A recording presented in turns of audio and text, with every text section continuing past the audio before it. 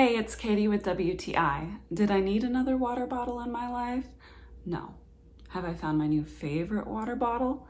Absolutely.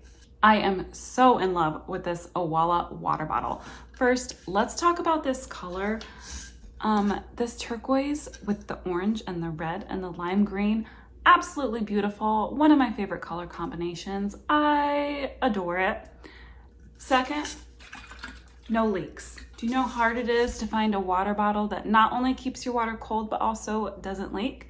And third reason, this flips up. You can hold on to it, and then you push the orange button here, and the cap flips open.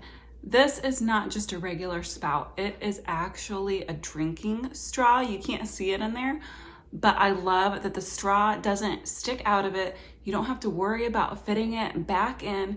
It's not something that you bite down on. You just casually take a sip. This water bottle is beautiful. It's nice and durable and convenient to use. And like I said, it's my new favorite. And that's my point of view.